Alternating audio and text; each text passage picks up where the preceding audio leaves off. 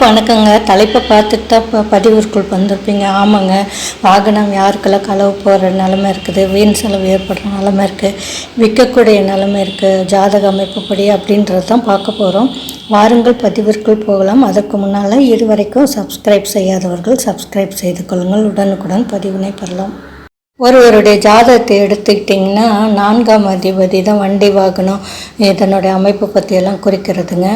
அது 12ல் இருந்தால் ஜாதகருக்கு வாகனத்தால் வீண் செலவுகள் ஏற்படுங்க.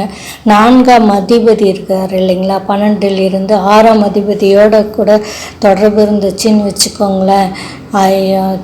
கடன் நெருக்கடியால் ஜாதகரின் வாகனம் விற்கும் நிலைக்கு வருங்க.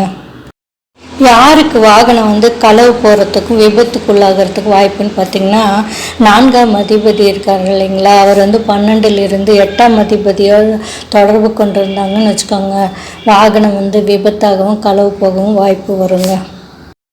ஜாதகருக்கு மேலே கூறிய இந்த அமைப்பெல்லாம் இருந்தால் கூட ஸ்தான பலம், அதாவது லக்னம் ஸ்ட்ராங்காக இருந்து சுபகிரக தொடர்புகளாலும் சுபத்தன்மை பெற்றிருந்துச்சுன்னு வச்சுக்கோங்களேன், மேலே சொல்லப்பட்ட நம்ம குறிப்பிட்டிருக்கோம் இல்லையா, அந்த கெடுபலன்கள்லாம் நடக்காமல் வாகனம் வாங்கும் சுப விரயம் தான் நடக்குங்க.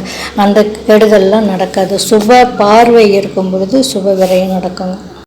பொதுவாக ஜாதகருக்கு தசாபுத்தி நடக்கும்போது 4ஆம் வீட்டு அதிபதி, 8ஆம் வீட்டு அதிபதி, 12ஆம் வீட்டு அதிபதி தொடர்பு இருக்கக்கூடாதுங்க. அப்படி இருந்ததுன்னா இந்த மாதிரி வாகனம் களவு போகிறது, வீண் செலவு ஏற்படுறது, விற்க நிலை இதெல்லாம் ஏற்படும். ஜாக்கிரதையாக தான் இருக்கணும், அதையும் தெரிஞ்சுக்கோங்க.